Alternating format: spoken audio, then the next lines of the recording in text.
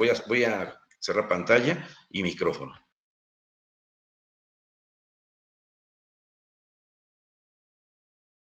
¿Ya se ve bien? ¿Sí se ve la pantalla? Sí. Sí, adelante. A ver si la puedes ampliar un poquito. Ándale, ahí quedó perfecto. Cierro micrófono.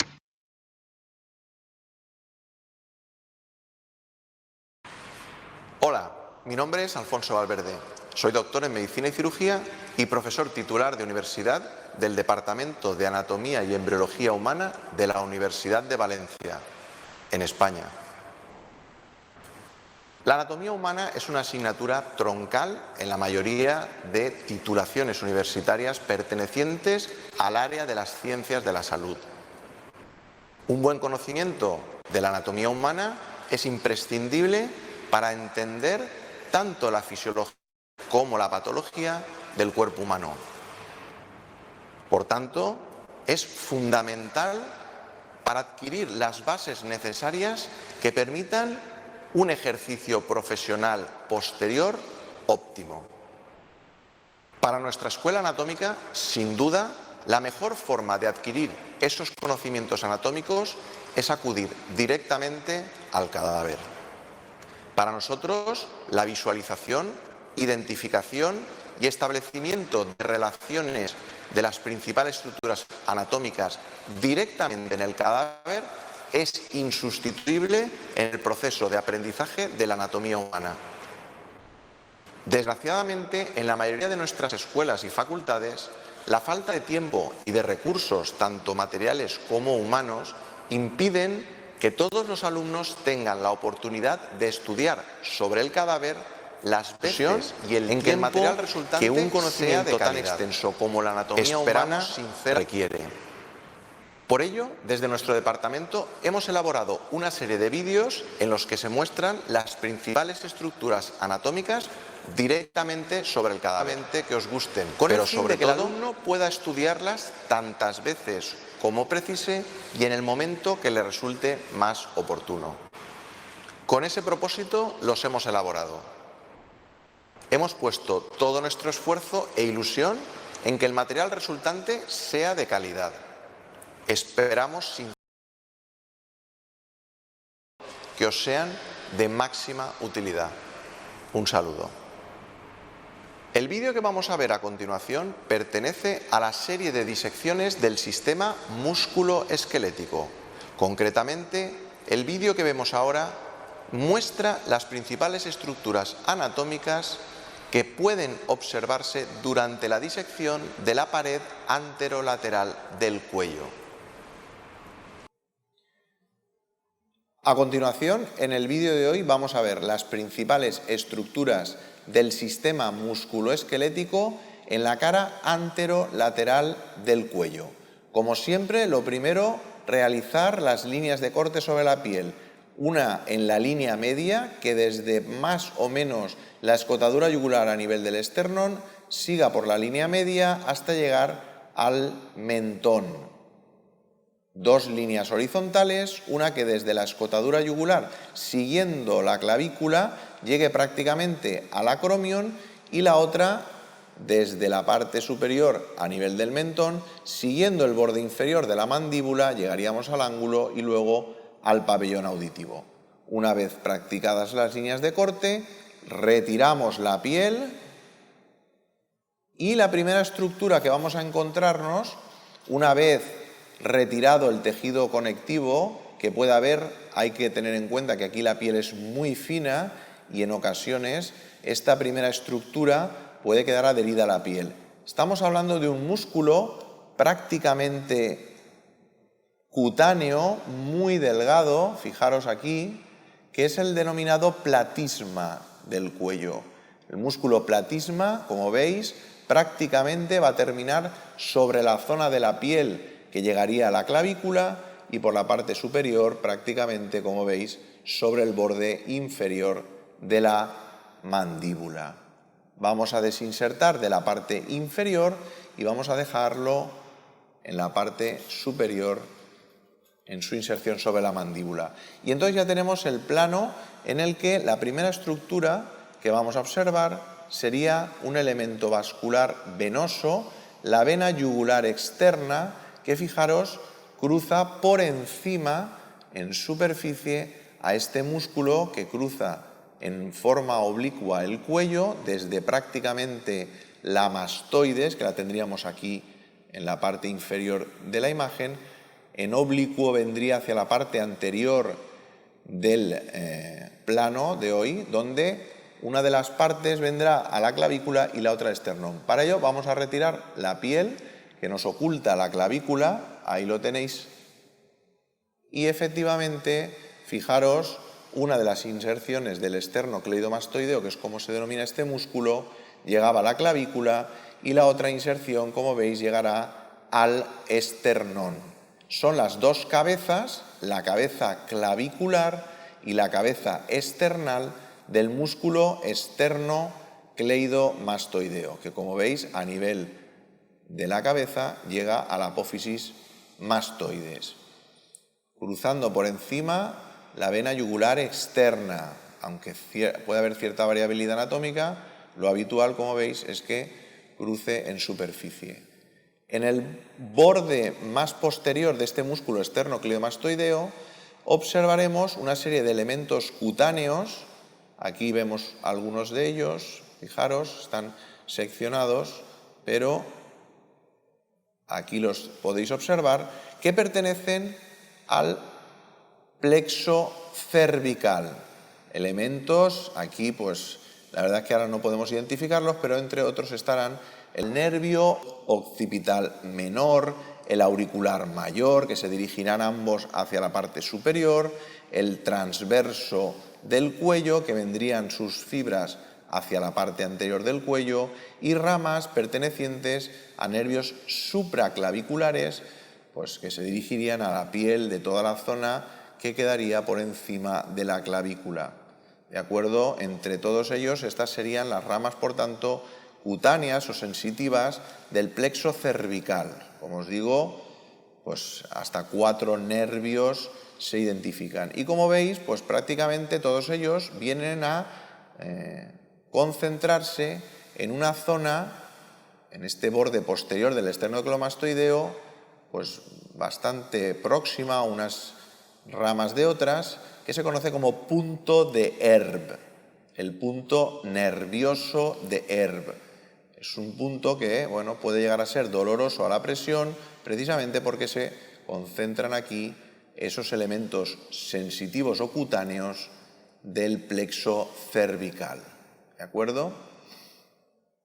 Si desinsertamos el esternocleidomastoideo justo de sus inserciones en la cabeza esternal y en la cabeza clavicular y nos lo llevamos y lo dejamos inserto a nivel de la mastoides, podemos ver el plano que hay por debajo de este esternocleidomastoideo.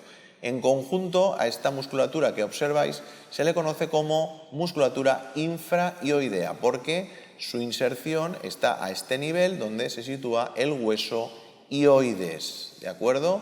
El primero, más medial y más superficial de los músculos, va a ser el músculo esternoioideo. ¿De acuerdo? Desinsertamos a nivel del esternón y observamos dos músculos, este que vemos aquí, que veis que termina a este nivel.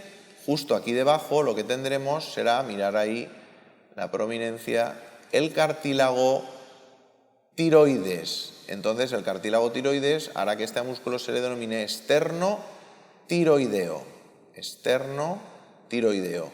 Y luego veis esta otra parte, este otro vientre pequeño que vemos aquí, que desde el mismo punto de inserción donde terminaba el anterior, el cartílago tiroides, se dirige arriba hasta el ioides. Será el músculo tiroioideo. El último de los músculos que pertenecen a la musculatura infraioidea arranca también del ilioides, un vientre muscular, en lugar de ser más o menos vertical como los anteriores, en este caso adquiere un trayecto oblicuo hacia lateral, un primer vientre muscular que de repente se vuelve a convertir en tendón, como veis aquí en este caso concreto muy finito, para de repente volver a aparecer vientre muscular que perdemos en este caso en el plano porque se dirigirá hacia el borde superior de la escápula, el omóplato. Es el músculo homoioideo, homo de omóplato aquí debajo, ioideo. Como veis es un músculo digástrico con dos vientres musculares y un tendón justo en el centro. Esta sería la musculatura infraioidea, por debajo de este músculo externo tiroideo. No lo hemos desinsertado porque nos estamos centrando en este vídeo solo en los elementos del sistema músculo-esquelético, por tanto vamos a ver básicamente los músculos. Fijaros, asoma la glándula tiroides. Este elemento que asoma aquí debajo es la glándula tiroides, que se verá con detalle pues, cuando hagamos la serie de vídeos dedicados a la esplagnología, a la parte de glándulas y vísceras, ¿de acuerdo? Ahí lo tenemos. El paquete vasculonervioso que se observa en la parte lateral de esta musculatura infraioidea que se sitúa más medialmente, fijaros que incluye unas ramas más o menos finas, fijaros aquí, lo vemos, aquí apartamos un poquito el homoioideo y vemos este elemento nervioso fino que vemos cómo se dirige al propio externo tiroideo, que tiene aquí también unión con esta otra parte que, como veis, va hacia arriba, aquí la hemos seccionado, ¿de acuerdo? Pero se dirige también a la parte superior. Este elemento que crearíamos aquí una especie de asa, ¿lo veis? Sería la denominada asa cervical. Por aquí irían las fibras motoras que se van a dirigir precisamente a inervar esta musculatura infraioidea que acabamos de describir, incluido, recordar, el externo ioideo, ¿de acuerdo?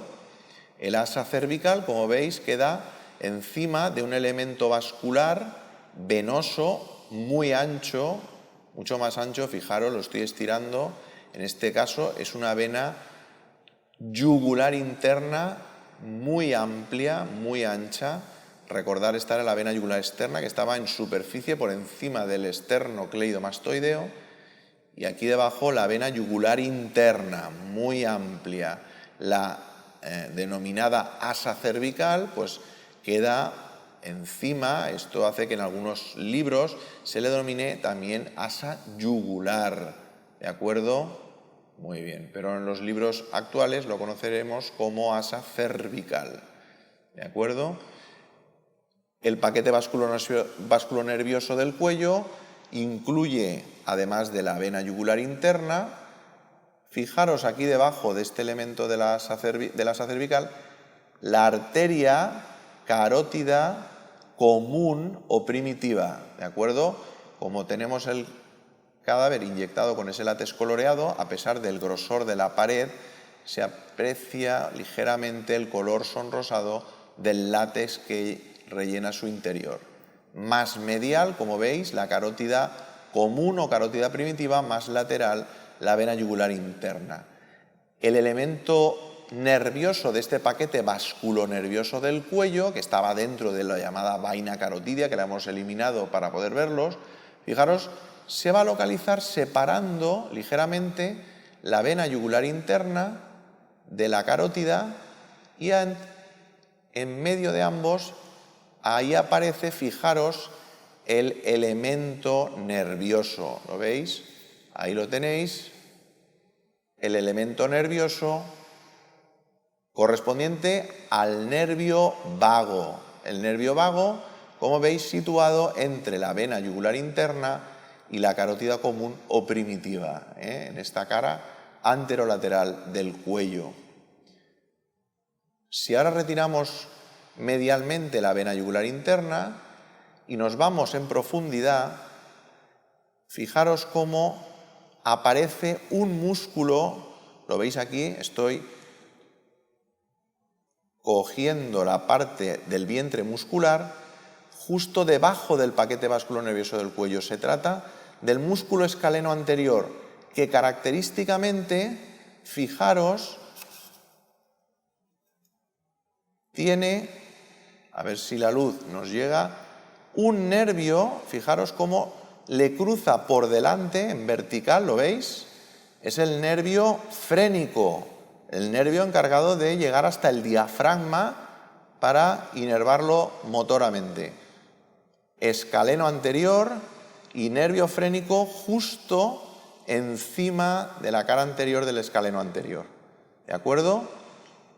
Ya en este espacio, justo por debajo, por detrás del escaleno anterior, lo que observamos es estos elementos nerviosos, que no parece a lo mejor por la coloración, pero son las raíces nerviosas que van a formar el plexo braquial. El plexo braquial, aquí formando un bloque compacto, ¿de acuerdo?, que se dirigirá obviamente hacia el brazo, ¿de acuerdo?, el plexo braquial. Por tanto, el músculo que tenemos debajo, lo voy a coger ahora con la otra pinza, será el escaleno medio.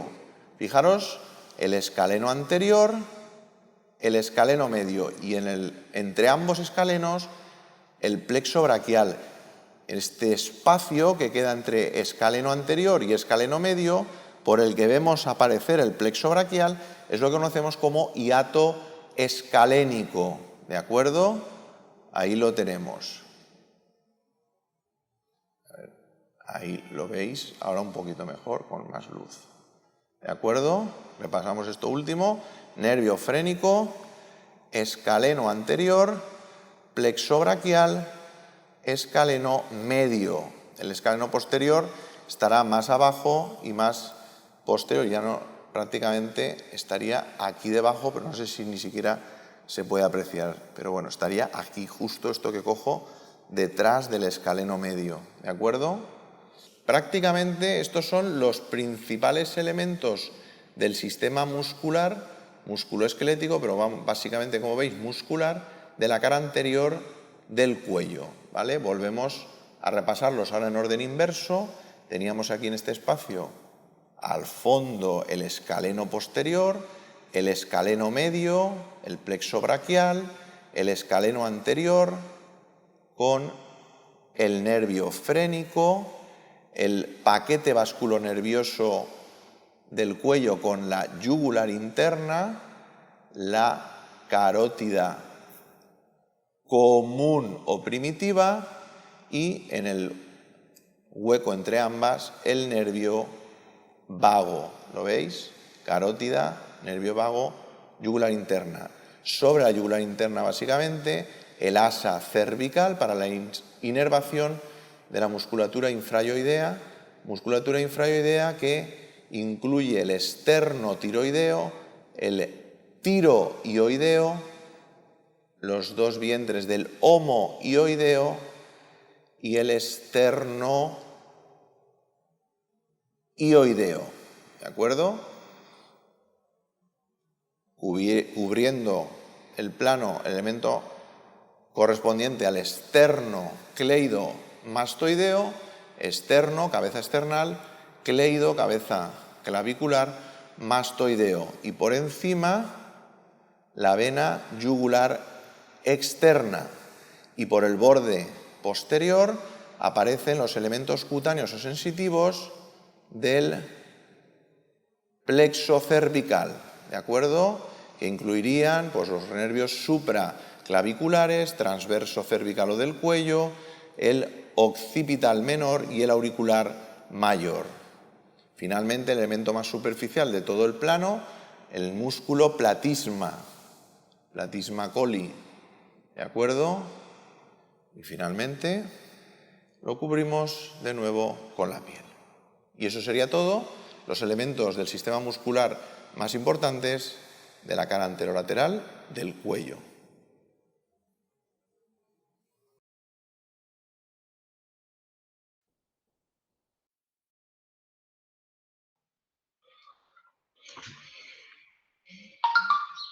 Muy bien.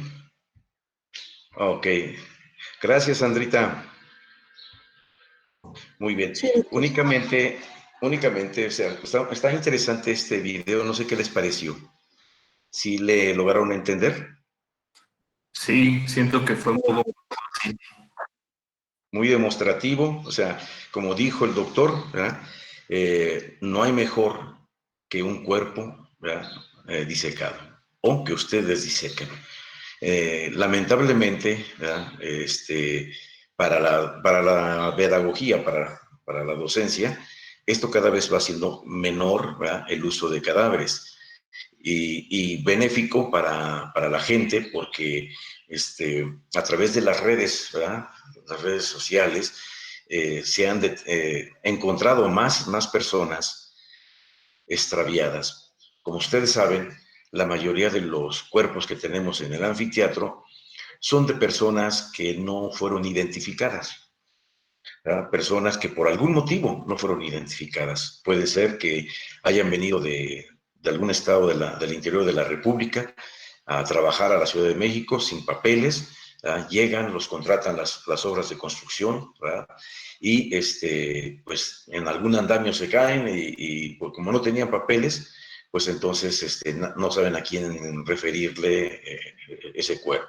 Entonces se lleva a los centros médicos forenses y de ahí a los servicios de patología correspondientes. Si es un hospital, por ejemplo, en el caso de Rubén Leñero, tiene patología, bueno, pues ahí permanece durante 15 días. Esos 15 días tienen para hacer el reclamo, se notifica obviamente en 911, se notifica en todas las redes sociales. Si no aparece esa persona, ¿verdad? En los reportes de la Procuraduría General de la Justicia, entonces a los 15 días se hace oficialmente por parte de la Procuraduría la donación del cuerpo para estudios de investigación y docencia. Entonces pasa a las instituciones educativas, en este caso, por ejemplo, a la Superior de Medicina, del Politécnico, a la Facultad de Medicina de la UNAM, que son los que normalmente se encargan de distribuir los cadáveres. Ahora ya existe a nivel interior de la República, ellas son autónomos, ya no necesitan enviarse desde la UNAM o desde el Poli al interior. Ahora prácticamente ya se puede realizar este trabajo en cada uno de los estados y ser autosuficientes porque no existían tantas universidades y mucho menos tantas escuelas de medicina. Ahora ya existen muchas escuelas de medicina y también de muy buena calidad, ¿verdad? No voy a menospreciar su calidad, es muy buenas escuelas de medicina, la de Puebla, la de Aguascalientes, la de Nuevo León, muchos lugares, hay muchos lugares donde tienen muy buena, buena calidad sus egresados, Tijuana, etcétera, ¿no? Entonces, pues realmente ahora se ha reducido el número se les llama, no, ya no se les llama cadáveres, ahora se llama productos biológicos, por respeto, así lo pidió Derechos Humanos, que se les llame productos biológicos. Entonces, como un producto biológico,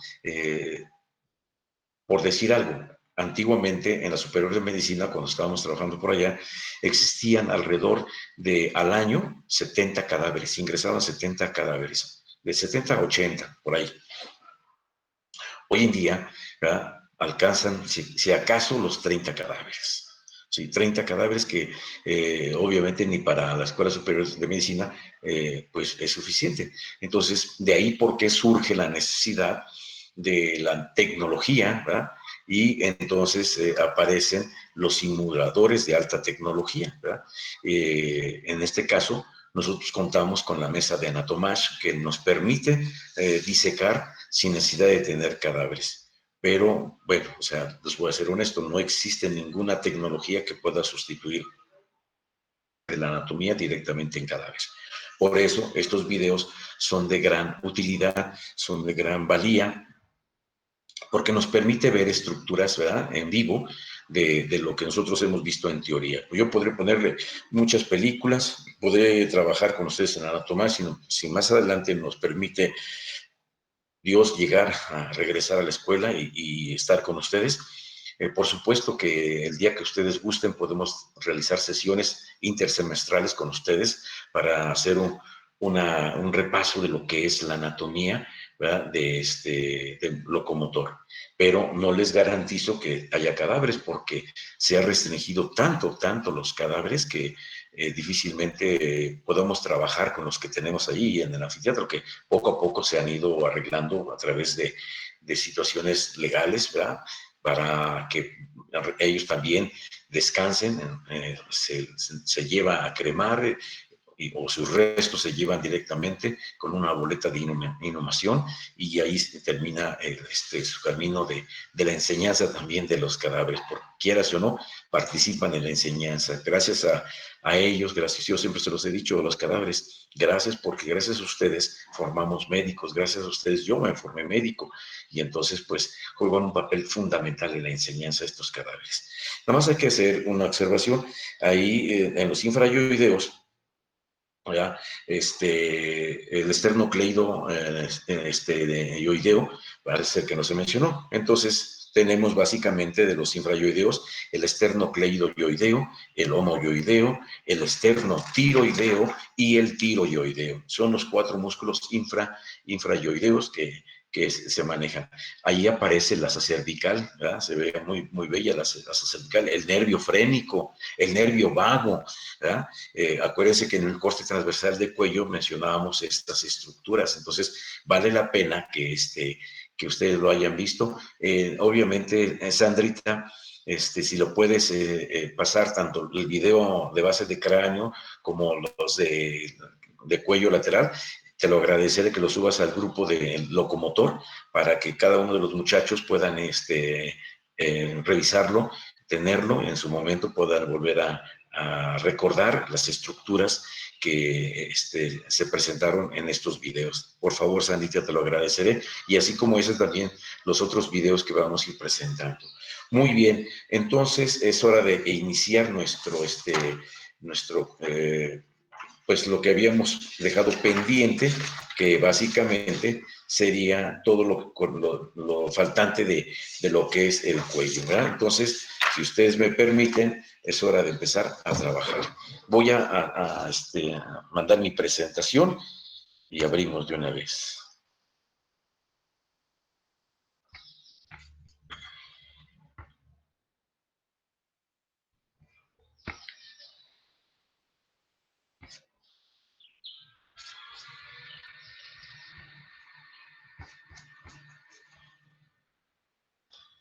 Muy bien, ¿sí se ve?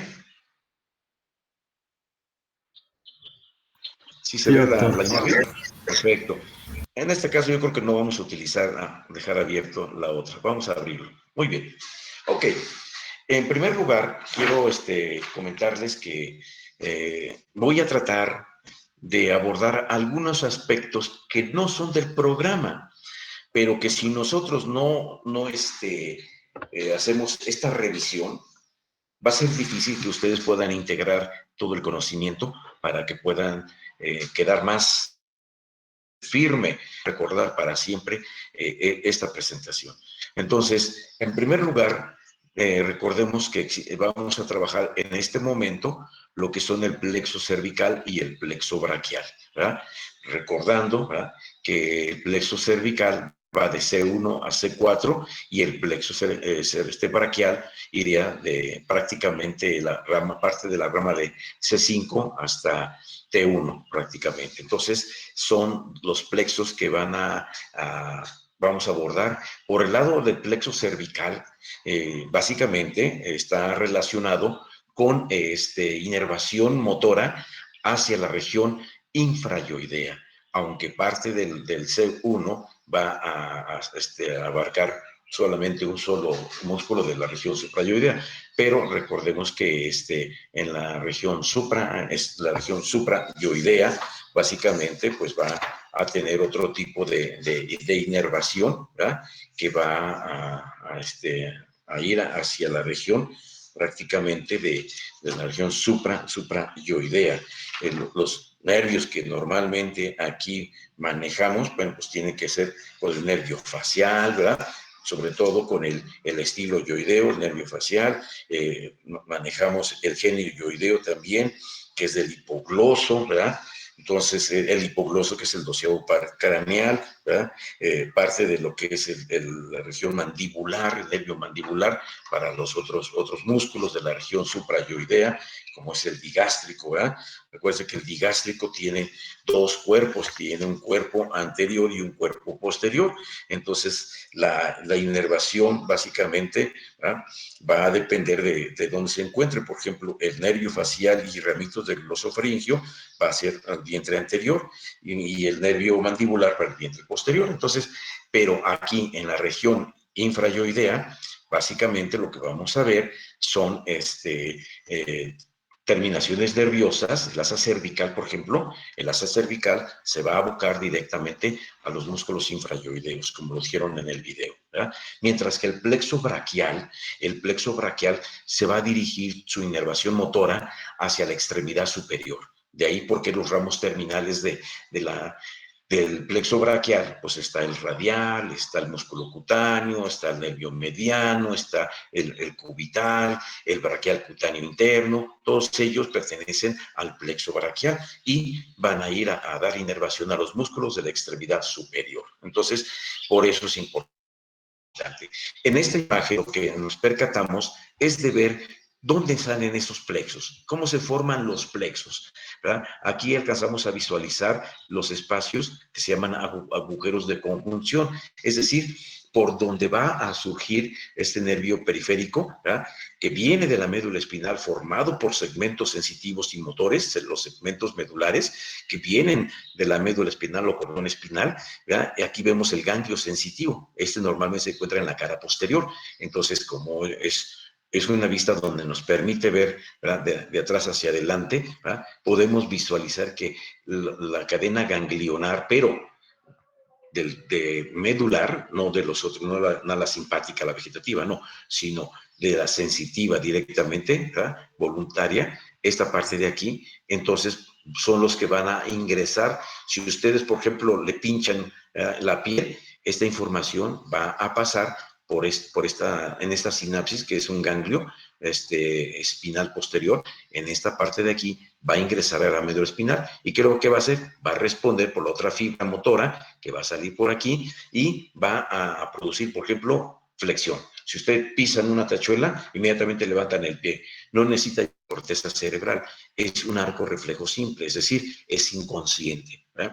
Cuando usted está van en el metro, ¿verdad?, está hasta el mondongo el metro, pues no falta aquel que pase y haga sus travesuras, ¿verdad? Con permisito, y entonces, ¿qué hacen ustedes, damas? Se voltean y bolas, se lo surten, ¿verdad?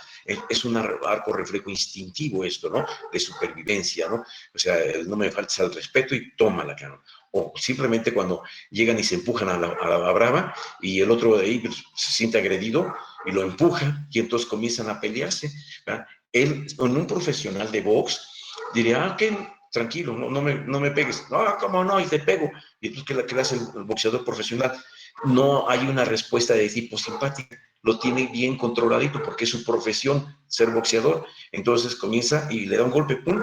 Ya, lo noquea. Él sabe dónde golpearlo y lo noquea. ¿Sabes qué? Disculpa, vamos a atenderlo. Es que estaba muy necio. Pero recordemos que un boxeador, sus manos son arma blanca, por lo tanto es considerado como un delito utilizar en el boxeo para defensa a nivel civil. Solamente lo utiliza a nivel profesional. Por ejemplo, en un paciente que no se dedica al boxeo y empieza a golpearse, ¿qué es lo que hacen? Lanza patadas y golpes como caiga, ¿no? ¿Por qué? Porque presenta una situación de estrés. Y ese estrés, ¿qué es lo que va a producir? Una midriasis a nivel pupilar. Y al aumentar el tamaño de la pupila, entra demasiada luz y no ve nada. Y entonces, pues comienza a golpear por donde caiga, ¿no? En cambio, un boxeador profesional tiene bien controlado esta función, de tal manera que no produce midriasis, es su función normal y perfectamente ve bien al sujeto, y a la hora que se descuida, que quiere dar golpes por todas partes, más los libra los golpes y suelta el trancazo y lo noquea. Entonces, son tipo de arco reflejo simple y arco reflejo compuesto. El boxeador utilizó el arco reflejo compuesto. Él lo llevó hasta corteza cerebral, supo lo que tenía que hacer y golpea. El otro, el instintivo, ¿verdad?, que no es boxeador, pues únicamente el instinto de supervivencia es lo que hacía que golpeara como loco, ¿verdad?, sin saber qué golpeaba. Entonces, son dos cosas diferentes. Entonces, aquí, en la porción de la médula espinal, tiene que ver mucho la formación de estas fibras musculares. Y aquí lo tenemos exactamente lo que estoy explicando, ¿verdad? La parte posterior, aquí lo vemos, el ganglio espinal, es una raíz posterior. Pues vienen aquí, por aquí viene la información sensitiva, ¿verdad?, de la tachuelita. Pisó la tachuela, por aquí viene la información, se mete por las astas posteriores, ¿verdad?, y de ahí se va, ¿qué es lo que va a hacer? Va a dirigir hacia las astas anteriores una respuesta motora y que va a producir a nivel muscular contracción. De esta manera se produce el arco reflejo simple. Pero cuando hay unas por aquí que da tiempo de pensar, como en el caso, por ejemplo, de los que realizan eventos espectaculares, de pasar sobre cristales, ellos se preparan para no producir sangrado, se preparan para no sentir dolor, para ir caminando sobre, sin zapatos, totalmente descalzos, pasan sobre cristales y no sienten dolor, ¿verdad? Meten la mano sobre la lumbre y no se queman. O sea, es impresionante esto, ¿no? Cómo pueden manejar cada una de estas funciones en base a las funciones cerebrales superiores. Usted se preguntará, ¿a poco será cierto? Pues pregúntele al parto sin dolor, a las mujeres, ¿no?, que los mandan a hacer su parto psicoprofiláctico. Es decir, normalmente nosotros tenemos un umbral del dolor. Nosotros los varones somos muy collones, nuestro umbral del dolor es muy bajito, de tal manera que si nosotros nos meten a una fracturita, nos estamos volviendo locos, ¿verdad? Una mujer no, una mujer tiene un umbral superior, de tal manera que está acostumbrada a soportar el dolor, tiene un umbral más alto. En el parto psicoprofiláctico, ¿qué es lo que hacen? Elevan más todavía ese umbral. Todavía lo elevan más. ¿Para qué? Para que cuando llegue el trabajo de parto pueda colaborar adecuadamente, sin ningún problema, y no distociar ese parto. Entonces, prácticamente, esto lo está llevando a nivel de corteza cerebral para ir manejando funciones del dolor. Y hay una vía que se llama vía termoalgésica. Esta vía termoalgésica controla la temperatura y el dolor. Entonces, va a llevarlo hacia al área cortical y va a regresar para controlar exactamente ese dolor, aumentando su umbral. Entonces, aquí exactamente tenemos fibras sensitivas y motoras que van a constituir el nervio periférico. Este nervio periférico son los que salen por los agujeros de conjunción para formar los plexos y que finalmente van a salir por estos espacios que están aquí. Estos espacios chiquitos se llaman agujeros de conjunción. ¿Quién forma los agujeros de conjunción? Entre el cuerpo de una vértebra y otra. Entonces, ahorita vamos a ver esto. Ya vamos a ir viendo poquito a poquito, ¿verdad? Vamos a ir metiéndolos a lo que es la columna vertebral. Vamos viendo algunos conceptos generales. La columna vertebral va a correr desde la porción, ¿verdad?, del atlas hasta la región coxígea, ¿verdad?, prácticamente. Son, ya dijimos, 7 cervicales, 2 torácicas, 5 lumbares, 5 sacras y 3 coxígeas. De tal manera que va a estar prácticamente desde la región occipital, la región baja del occipital, hasta la región del vértice del coxis. Prácticamente son sus límites, ¿verdad? Esta columna cervical, ¿verdad?, prácticamente tiene funciones importantes. Depender mucho de qué va a presentar exactamente esas funciones de acuerdo a estas curvaturas. Recordemos, compañeras, doctoras, doctores, recordemos que nosotros éramos cuadrúpedos. Nosotros proveníamos, ¿verdad?, de los primates como el gibón. El gibón era un primate que vivía en los árboles, era un primate, o sea, perdón la redundancia, primario, ¿verdad?, de tal manera que él únicamente era cuadrúpedo. Y entonces, al vivir dentro de los árboles, se alimentaba de los frutos de los árboles, ¿verdad? Era herbívoro prácticamente el primate inicial de nuestra especie, ¿verdad? Conforme se presentó la falla del Gran Rift, la falla de África, ¿verdad?, hizo que se separara los dos este continente se separara en dos partes, ¿verdad? Dejando una flora y fauna abundante y en el otro totalmente desértico, ¿verdad? Poca vegetación. Ahí, en esa parte, ¿verdad? Inclemente, es donde empieza nuestra especie, ¿verdad? Los homínidos, prácticamente en ese lugar con la especie horrorín, ¿verdad? Entonces, ahí es donde tenemos que enfrentarnos a situaciones totalmente desventajosas. No había agua o poca agua, no había frutos suficientes. Al pasar de los miles de años, se fueron acabando los frutos de los árboles. Y entonces, ¿qué hizo el gibón? Pues tuvo que descender del árbol, tuvo que bajar a buscar su comida. Obviamente, el tigre, el dientes tigre, el sable, pues era un animal muy peligroso para nuestra especie, nos devoraba, ¿verdad? Y otras especies también nos devoraban, porque no estábamos preparados para descender y empezar a andar como cuadrúpedos dentro de la maleza, ¿no? Por eso, ¿verdad? Empieza a realizar un desarrollo del hemisferio cerebral, comienza a haber un crecimiento, una necesidad de crecer para ver qué se iba a hacer con esa especie antes de que se extinguiera. Y entonces empieza a producir la bipedestación.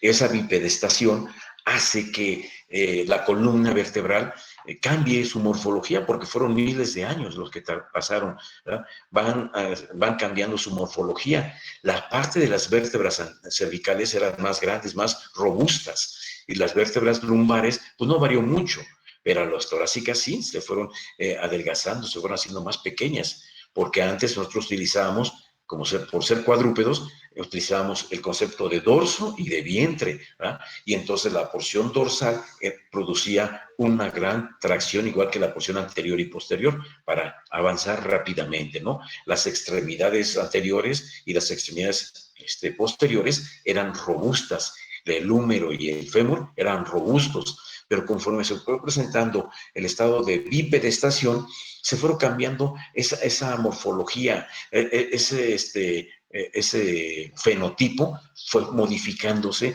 progresivamente. Mientras que crecía el cráneo, la columna se iba haciendo diferente, iba siendo diferente. En lugar de tener una lordosis torácica importante, disminuye, porque ahora tiene que mantener un equilibrio. Ese equilibrio iba a depender del eje medio corporal, en donde iba a pasar toda la fuerza distribuida sobre la columna vertebral en un eje, un solo eje. ¿Para qué? Para producir la marcha, ¿verdad? A diferencia cuando éramos cuadrúpedos, que íbamos corre y corre y corre, entonces necesitábamos las extremidades superiores, anteriores, perdón, y posteriores a todo lo que daba. Ahora no, ahora solamente hacerlo a través de la distribución de la fuerza muscular sobre el esqueleto axil, de tal manera que al llegar al esqueleto apendicular inferior, que serían las extremidades inferiores, tenían que soportar todo el peso que estaba distribuyendo la columna vertebral, ¿verdad? ¿Qué es lo que hacen? Como no podía estar en forma vertical la columna vertebral, porque entonces iba a generar mayor presión, iba a haber fracturas de columna vertebral, empiezan a surgir estas curvaturas. Estas curvaturas, ¿qué es lo que hacen? Disminuyen la fuerza del eje sobre las extremidades inferiores, va distribuyendo de tal manera que lo vuelve soportable. Entonces aparecen lo que son las curvaturas, las gifosis y las lordosis. La gifosis es anterior, ¿verdad? Es anterior, la gifosis cervical. La lordosis es posterior. Entonces la lordosis torácica. Después viene la gifosis lumbar, ¿verdad? Y luego la lordosis sacra, ¿verdad? Esta gifosis lumbar, en algunas personas, a veces no logramos manejar correctamente esas curvaturas y vienen marchas patológicas, ¿verdad? Metemos, sobre todo a las mujeres que les gusta mucho el glamour, ¿verdad? Utilizan zapatillas muy altas, ¿verdad? Con tacones de aguja, que son mortales, ¿verdad? Con una de esas en la cabeza, puta, puse una trepanación a cualquiera, ¿no? Perdón, señorita, no es una broma, no es cierto, no me crean. Pero créanme lo que sí es un arma, porque antiguamente, ahora no, ahora se utilizan diferentes tipos de zapatillas, pero pregúntale a sus mamás, ellos manejaban zapatillas de aguja, Y eran peligrosísimas, eran de metal, entonces imagínense, no, era terrible, ¿no? Pero eso sí, el día que ellas se metían en una zanjita, en una coladerita, el tobillo, porque pues eran muy altas y muy peligrosas. Entonces, exactamente, a veces esto, el caminar de una manera tal, yo me acuerdo que las abuelitas decían, no se me jorobe, órale, camine bien. Y si no lo hacía, me ponía una banda en la parte posterior, que si yo quería inclinarme, me jalaba la banda y me producía dolor. Entonces, bien derechito, ¿no? Para que caminara bien derechito. En la cama me decía, a ver, no se incline, derecho. Pues parece que estaba yo en un sarcófago, así todo derechito, derechito, ¿no? Entonces eran costumbres de antes, pero precisamente trataban de respetar estos conceptos fisiológicos de la columna vertebral. La columna vertebral, aparte de tener esta distribución de la fuerza muscular, nos permite tener funciones de protección. Sí, de protección, porque ya vimos ahorita que dentro de esta columna va exactamente la médula espinal. Ahí está la médula espinal. Entonces, es una protección a través de sus meninges y el líquido cefalorraquídeo o cerebro espinal. Bueno, sirve como un amortiguador, un buffer, ¿verdad? Para la médula espinal. Por lo tanto, la columna vertebral también tiene funciones de protección. Otras funciones exactamente que estábamos viendo son las de soporte. Vean ustedes cómo esta muchachita está soportando el peso de una televisor, pero si no está capacitada, si no está adiestrada, vean ustedes cómo carga de una manera antifisiológica. Puede llegar a producir un desgarre de ligamentos lumbares, un esguince lumbar, esta persona. Más sin embargo, el de la otra compañerita, vea, está fortaleciendo sus músculos, está fortaleciendo sus ligamentos para soportar cualquier tipo de eventualidad como esto, ¿no? Entonces, el soporte es muy importante. Aquí dice, recae el peso del organismo y lo transmite hacia las extremidades inferiores. Pero para hacer esto, se requiere estar preparado, realizar ejercicio.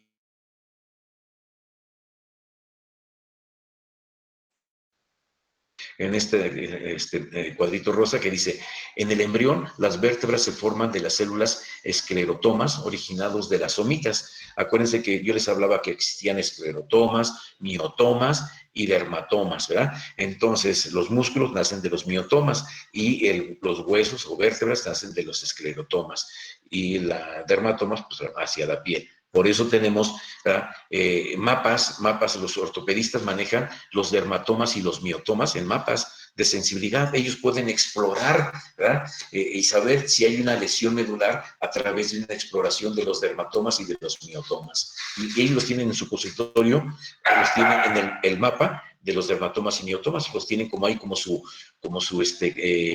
libro de consulta para saber exactamente en qué parte de la médula se encuentra dicha lesión.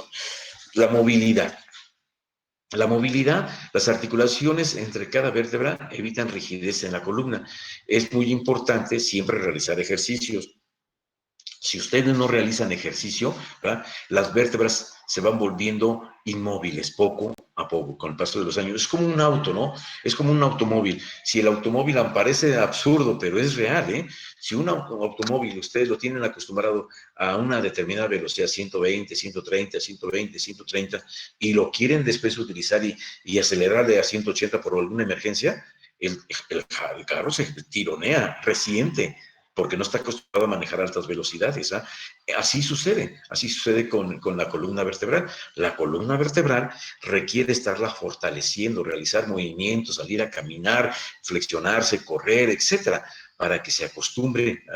Dicen que órgano que no se usa se atrofia. Y es cierto, el cerebro, una vez que no se usa a los jubilados, sobre todo en los jubilados, los viejitos, que no utilizan el cerebro, se atrofia. Hay una enfermedad que se llama atrofia cortical.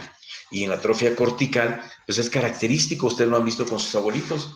Ay, dice, yo venía algo. Abuelita, venías a comprar las tortillas. Ah, se me olvidó. O dicen, ¿sabes dónde están mis llaves? Yo aquí las dejé.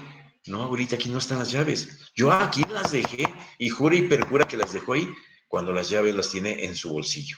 Entonces, ese tipo de olvidos, ¿verdad? Ese tipo de desorientaciones a veces que dices, sales pero ya no sabes si regresará porque no se acuerda dónde vive, ¿verdad? Todo este tipo de enfermedades demenciales prácticamente, que envejece el sistema nervioso, se debe a que lo han dejado envejecer las personas, porque en realidad si lo fortalecieran, ¿verdad?, evitarían ese tipo de problemas. Y de ahí por qué vienen los grupos de tercera edad, ¿sí? Que hacen dibujos, que hacen danzas, que grupos de caminata de tercera edad, es para eso, para evitar que haya una atrofia. Así como en el cerebro hay rehabilitaciones y hay acciones preventivas, también para el sistema osteoarticular y óseo existen. Entonces, por eso es importante siempre mantener la movilidad. Y la protección, vamos a decir, es de la médula espinal. Aquí tenemos lo que viene siendo, ¿verdad?, una vértebra tipo, ¿verdad? Esta vértebra tipo, pues es la séptima vértebra cervical. Entonces, aquí, como dice el letrero, es un foramen vertical. Aquí, orificio formado por las partes anteriores del arco y del cuerpo, que forman el conducto vertebral junto con los forámenes siguientes como un estuche. Cada una de esas vértebras va a ir formando un canal. Este canal se llama...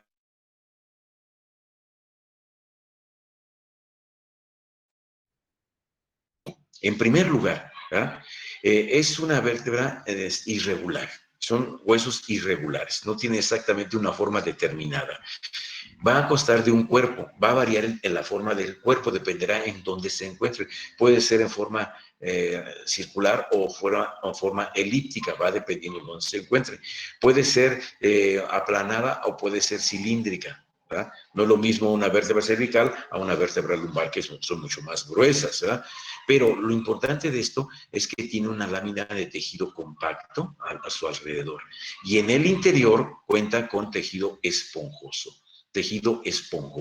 de tal manera que va a contener, ¿verdad?, gran cantidad de sangre en su interior, ¿verdad? ¿Qué es lo que sucede? Bueno, normalmente las superficies del cuerpo está formado por este elemento, que es cartílago hialino. Este cartílago hialino, ¿verdad?, hace que se una a través de un ligamento intervertebral, ¿verdad? El ligamento intervertebral es el que tenemos aquí. Bueno, déjame ver, creo que se ve. Creo que aquí se ve mejor. El ligamento intervertebral es el que vemos aquí. Entre este cuerpo vertebral y este cuerpo vertebral, aquí está un ligamento intervertebral, ¿sí?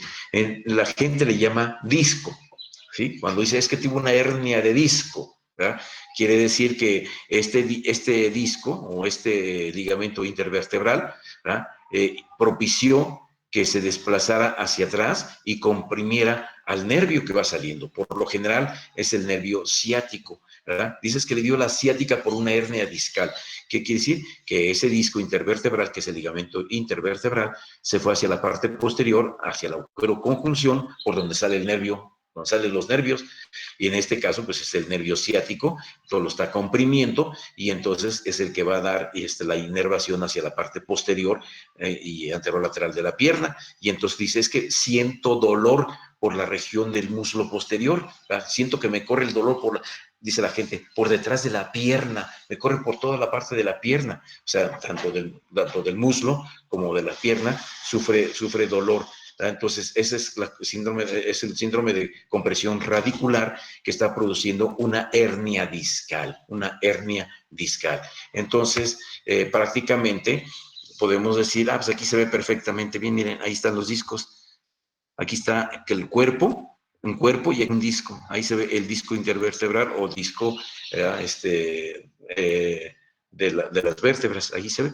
Entonces, cuando este disco se va hacia atrás, en el agujero de conjunción, que está formado por los dos cuerpos vertebrales, entonces comprime al nervio. Entonces, lo llamamos síndrome de compresión radicular, ¿verdad? Ahí se ve perfectamente los agujeros de conjunción, todos son agujeros de conjunción, por donde van a salir todos los nervios raquídeos, ¿verdad?, para formar los llamados plexos, ¿verdad? Entonces, prácticamente una vértebra tiene un cuerpo, tiene un pedículo, ¿verdad? ¿Qué es el pedículo? Es lo que forma parte del límite del agujero vertebral. El agujero vertebral está constituyendo por la parte posterior del cuerpo vertebral, por la cara internas de los pedículos y de las láminas, ¿verdad? Pero también de la parte posterior del proceso espinoso, ¿verdad? La base de los procesos transversos, aquí están los procesos transversos, se llaman procesos o apófisis transversas, ¿verdad? Aquí vemos, va dependiendo del lugar donde se encuentre. Hay lugares donde podemos ver nada más una parte lateral, derecha e izquierda, como las lumbares, que tienen una cara superior, una cara inferior, una parte interna y una parte externa, ¿no? Va cambiando la morfología.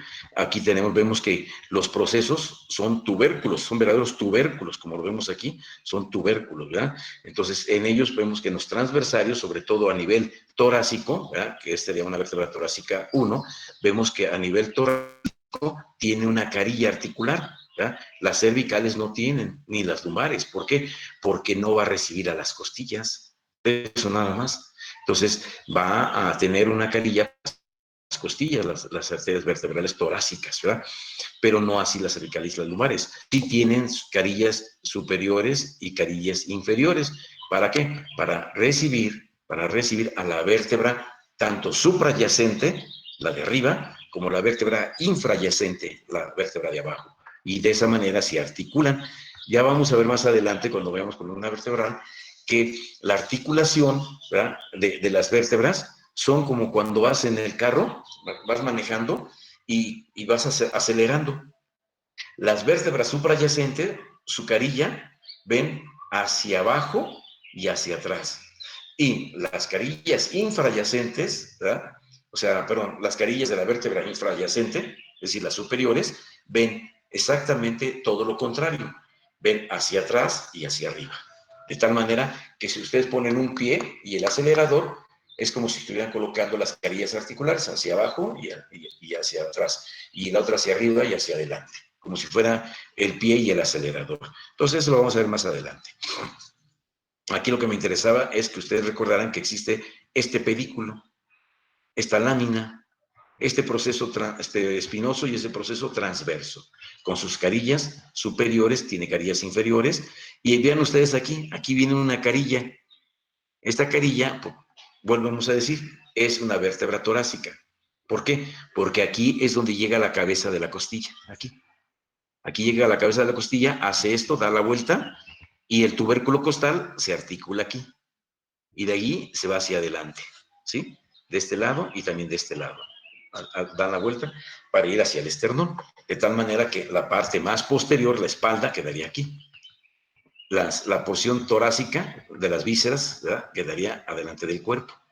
Entonces, esta parte del cuerpo tiene un hundimiento, una excavación, ¿verdad? Ahí existe algo que se llama núcleo pulposo, que es parte del ligamento intervertebral. El ligamento intervertebral va a tener en su interior, en la parte central, un núcleo pulposo. Entonces, ese núcleo pulposo es el que muchas veces se va hacia la región posterior, aquí, exactamente entre ambos pedículos. Este pedículo, tanto de esta vértebra como la de la parte superior, forman el agujero de conjunción, ¿sí? Véanlo. Aquí están los pedículos.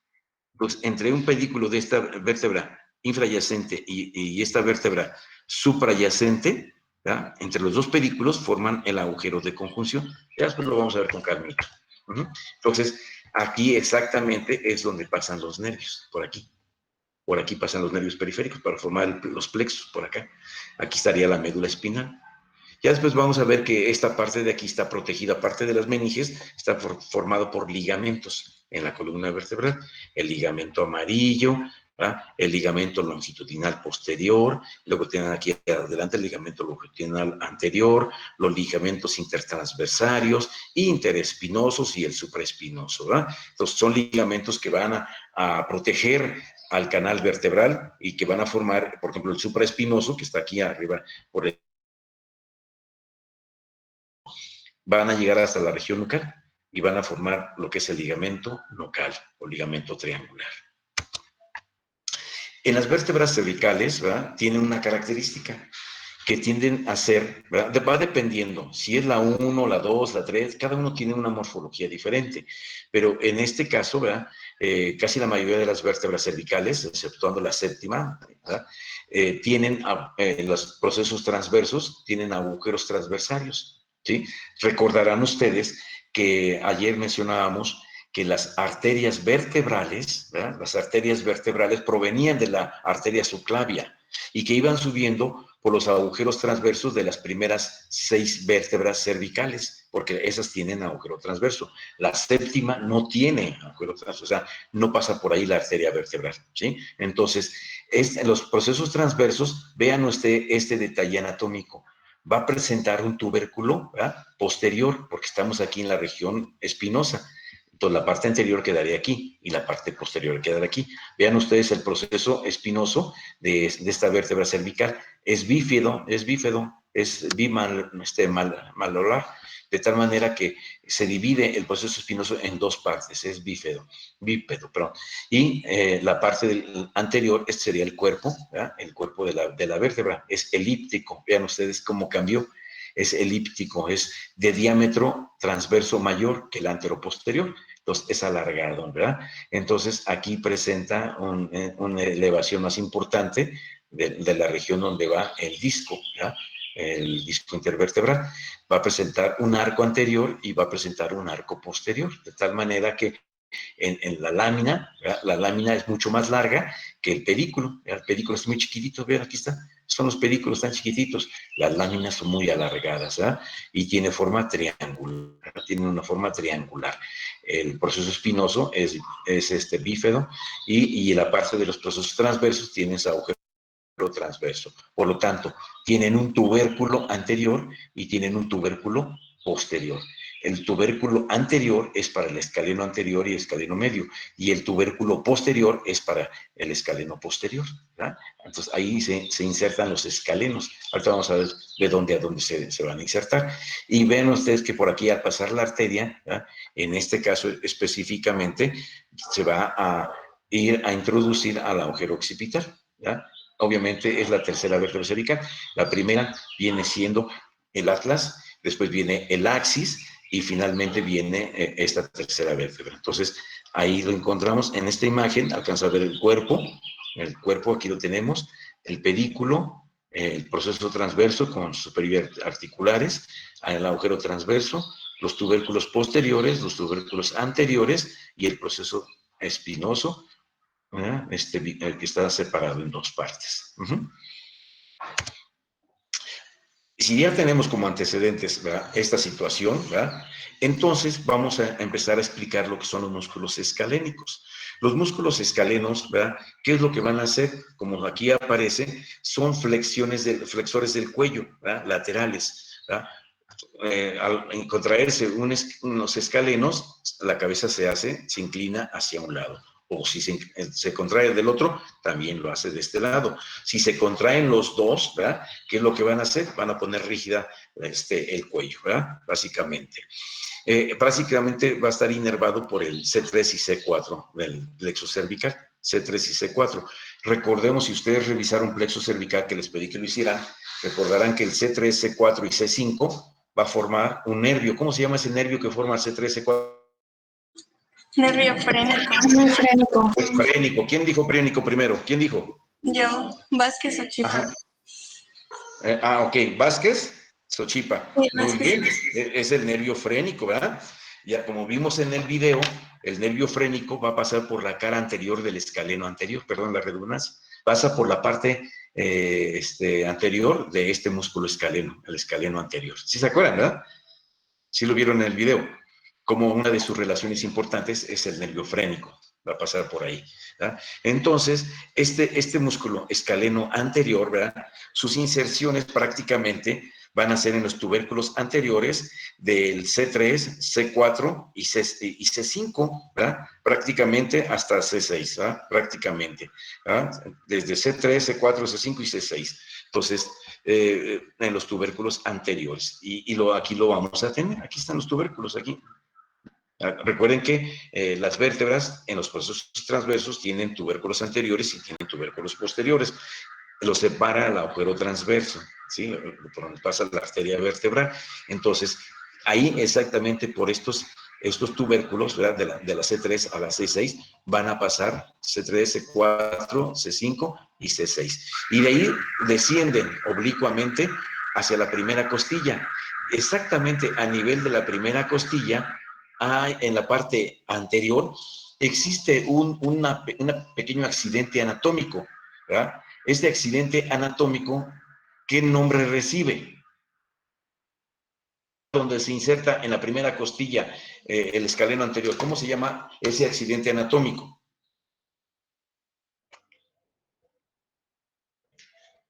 ¿No es el tubérculo? ¿Tubérculo qué? Ya me dijiste el No me nombre, acuerdo. dame el apellido. Mm, Agua pasa no por mi recuerdo. casa, amorcito de mí. Tubérculo del escaleno anterior.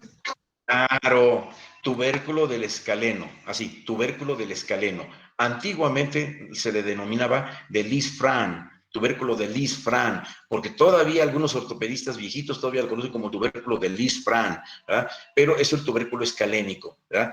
¿Cómo se llama el primer compañero? ¿Tu apellido? Trinidad Juárez. Compañero, tu apellido. Trinidad Juárez. Ok, Trinidad Juárez. ¿Y la compañera? Sánchez Valentín Sandra. Perfecto, Sandrita, muy bien. Ok, sí, así es. El escaleno anterior, entonces corre en los tubérculos anteriores de la tercera, cuarta, quinta y sexta, de los procesos transversos de esas vértebras. Y de ahí descienden, se fusionan en un solo tendón aplanado, ¿verdad? Que van a ir a insertarse en la primera costilla por la parte del tercio proximal, si lo podemos dividir tercio proximal, que es la parte cercana a la línea media, ¿verdad? Hay un tubérculo escalénico de Lisfranc, ¿verdad? El segundo escaleno, que es el escaleno medio, ¿verdad? Lo va a hacer desde C1 hasta C7, es muy largo, es de color amarillo, ustedes lo pueden ver prácticamente, es muy largo y este se va a insertar lateralmente al escaleno anterior, vean ustedes aquí, por la parte externa, en la cara superior de la primera costilla, ¿sí? Ahí se va a insertar lateralmente al escaleno anterior. Entonces, también son de los tubérculos, ¿verdad? Aquí posteriores. Y ya finalmente, sería el escaleno posterior. El escaleno posterior lo va a hacer de C4 a C6. También en los tubérculos posteriores, igual que el escaleno medio. Y este va a ir hacia dónde? A la parte de la cara externa, porque ya no ve, la costilla ya no ve hacia arriba, ahora ve hacia adentro y hacia afuera. Cambia de dirección la segunda costilla, a diferencia de la primera costilla, como aquí lo podemos ver nosotros, que tiene una cara superior y una cara inferior, ¿verdad? Esta no, este tiene una cara externa y una cara interna, cambia de dirección. Y entonces, en la porción de la cara externa, a nivel de la porción más externa de la segunda costilla, ahí se va a insertar, ¿verdad?, el escaleno posterior. Entonces tenemos escaleno anterior, C3 a C6 y tubérculo escalénico de Lisfranc. Escaleno medio, desde C1 hasta C7 y de ahí a la parte externa de inserción del escaleno anterior en la cara superior de la primera costilla. Y finalmente el escaleno posterior, que va de C4 a C6, pero este va hacia la cara externa de la segunda costilla, ¿verdad? Entonces, estas son las inserciones de estos músculos, su función. Ahora, vamos a ver sus relaciones que son importantísimas, ¿sí? Ahora, ¿qué pasó? A ver, no me deja. A ver, permítame, déjame ver qué pasó aquí. No me deja avanzar. Ah, ya híjole, ¿qué creen? A ver, me borró la imagen. A ver, déjenme ver. ¿Qué pasó aquí?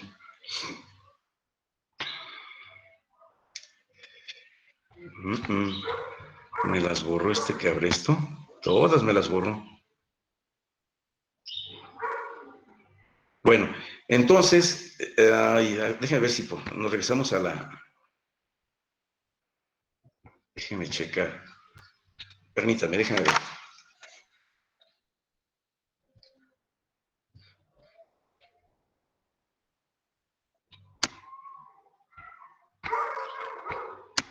Algo. Se me hace que entró un virus, ¿verdad? Se me hace que me virulió aquí. Déjenme ver entonces. Me voy a salir. Déjenme salir, permítame.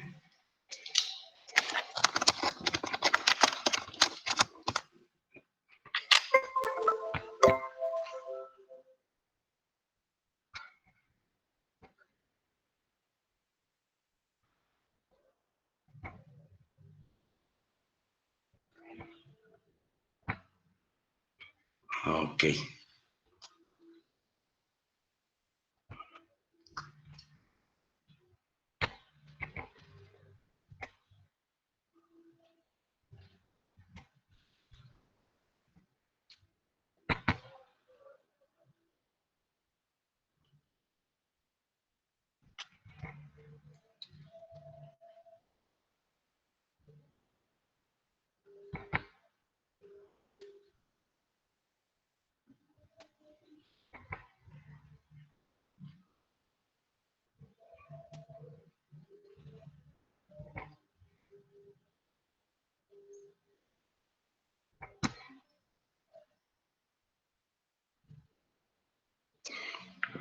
Permítame, déjame buscar. Metí la USB.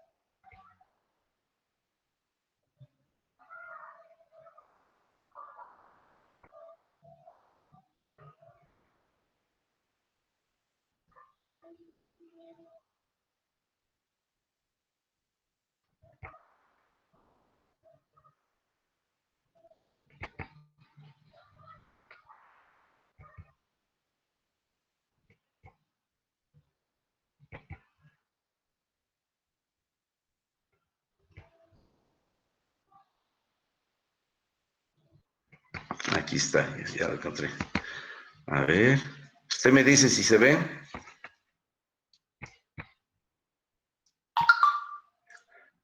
¿Sí se ve? ¿Compañero? Sí, doctor. Sí. Bueno, entonces aguánteme tantito.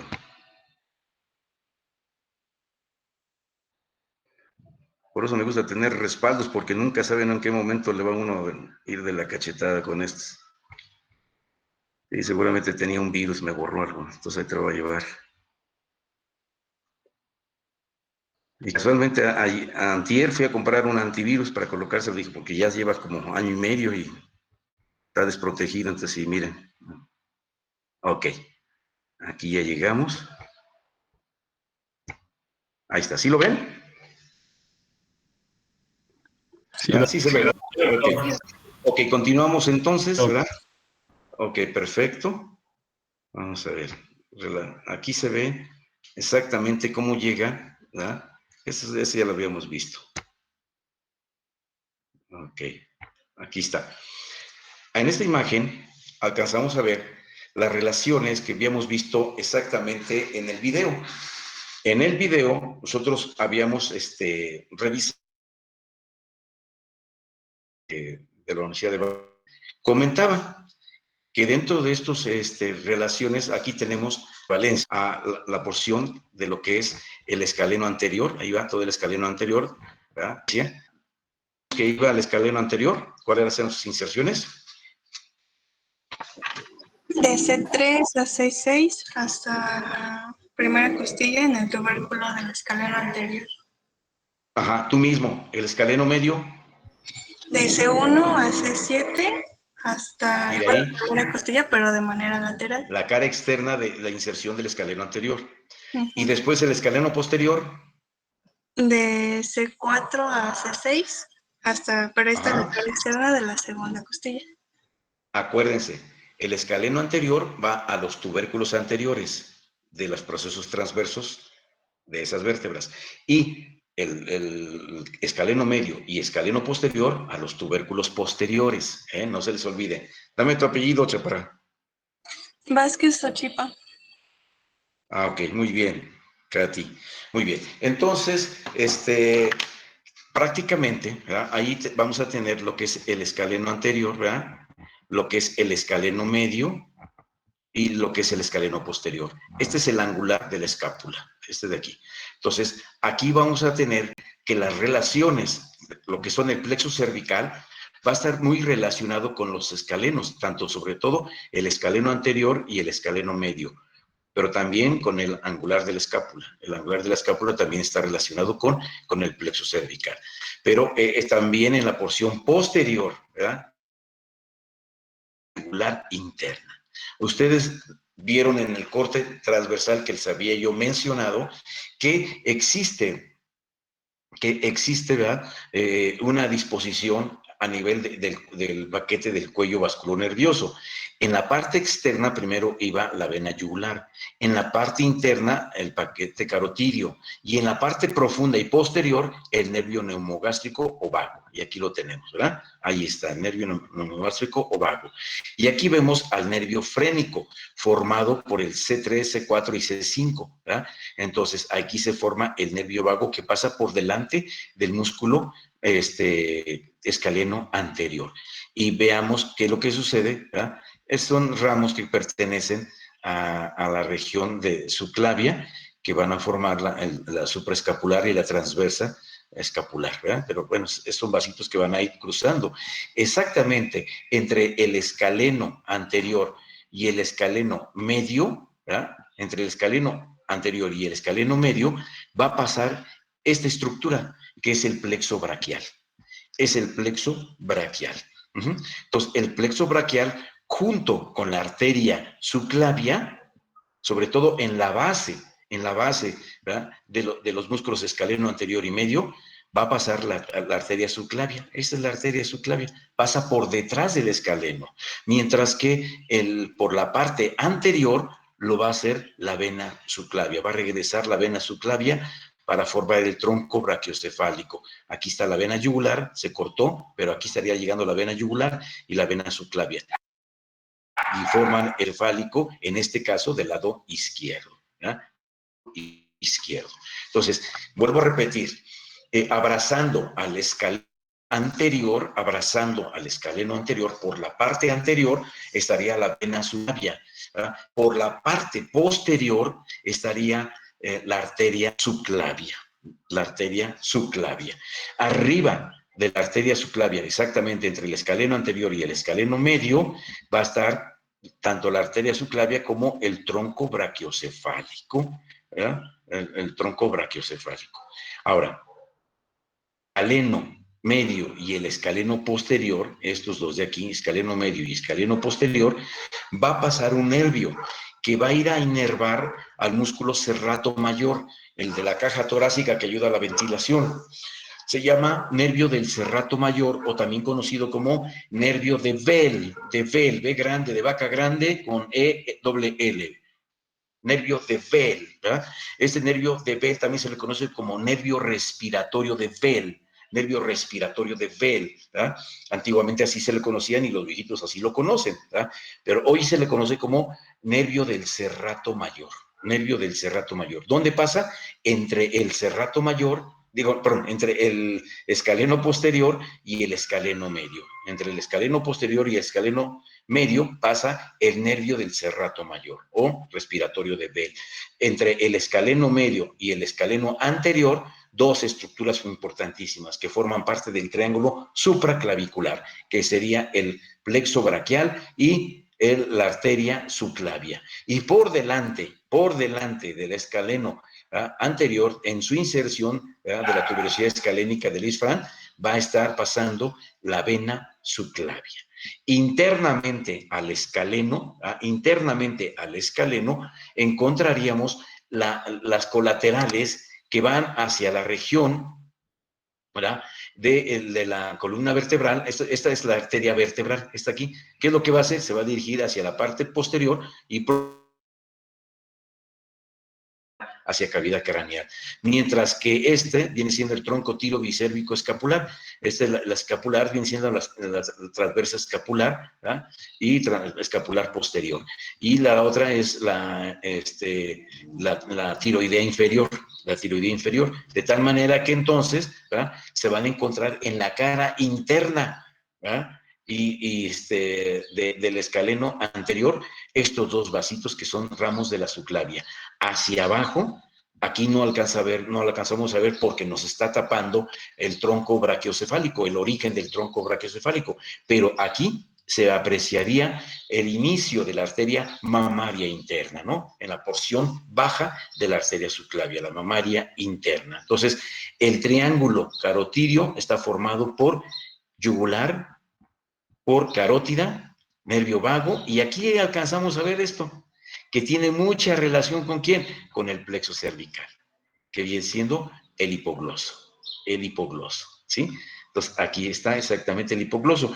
¿Qué arteria entonces vendría siendo esta vena y esa arteria? Serían las arterias prácticamente linguales, que van a ir a la base de la lengua. Entonces, ahí entendemos que una de sus ramas sería prácticamente la tiroidea inferior. Ahí está, la tiroidea. Y la facial, no sé si la alcanzan a ver, por allá en lo profundo del vientre posterior del digástrico, ¿sí la alcanzan a ver? Y del estilo yoideo. Si lo cortamos aquí, estos dos músculos, el estilo yoideo y el vientre posterior del digástrico, alcanzaríamos a ver la arteria y la vena facial. Ahí van.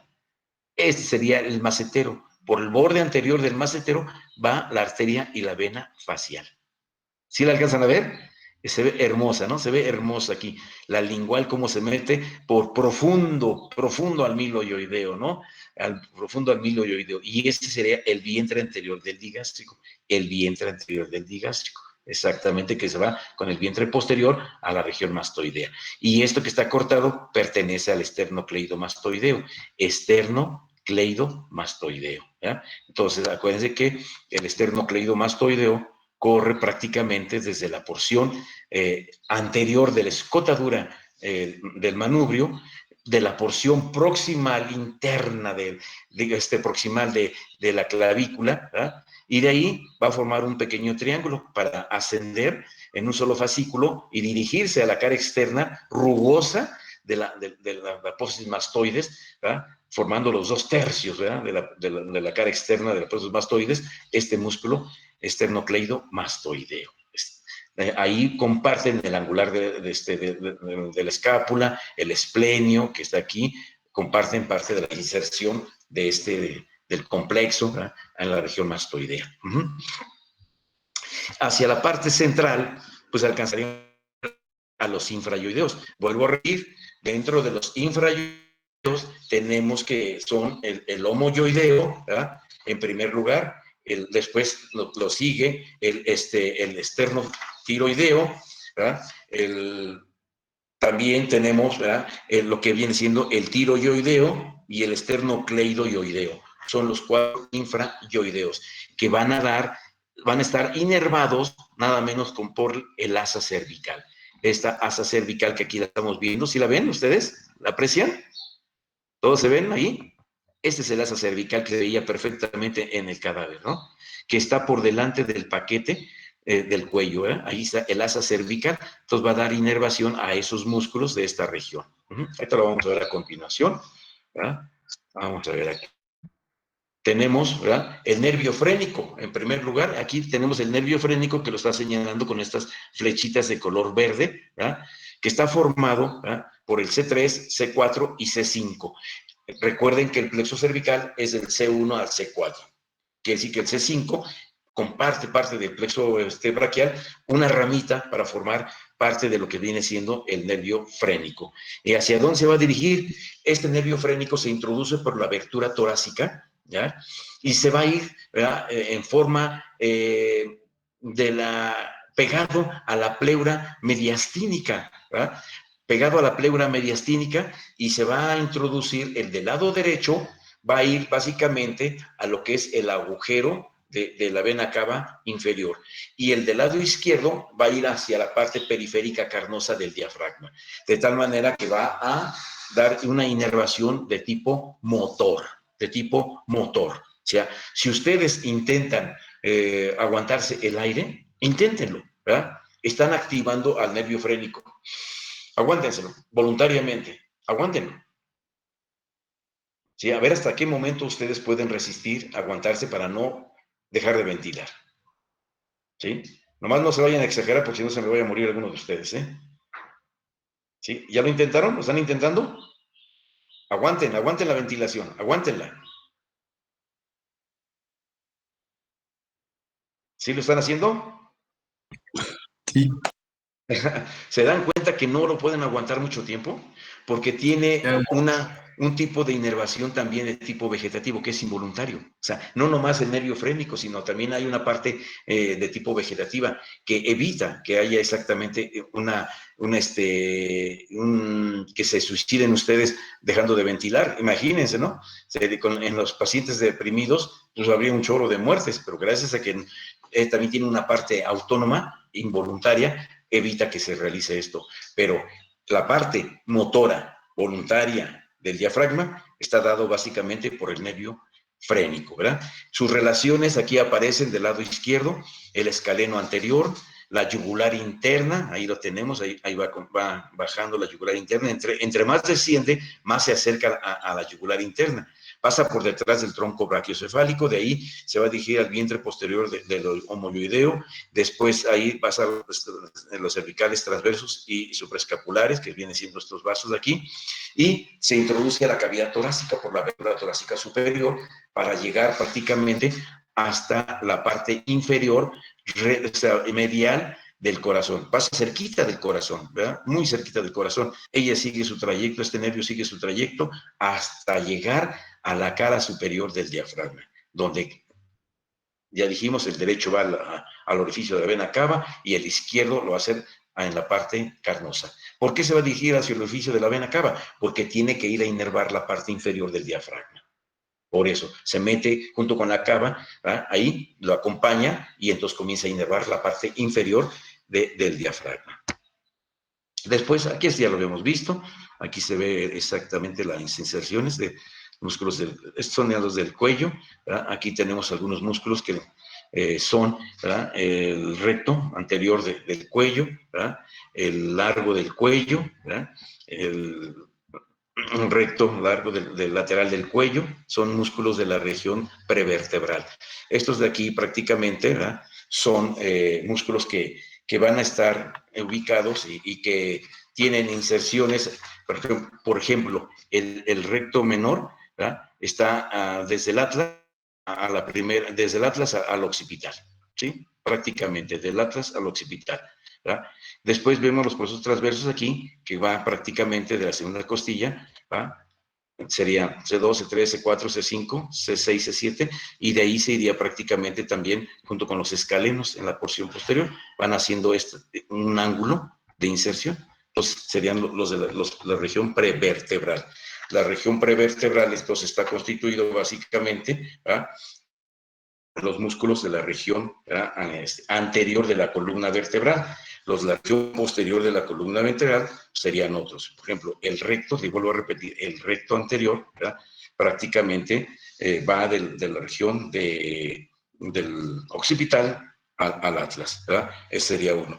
El recto, ¿verdad? Prácticamente se insertaría superiormente en la cara inferior de las apófisis basilares. Acuérdense que la apófisis basilar es una de las tres porciones que tiene el occipital: porción basilar, porción condiliar y porción escamosa, ¿verdad?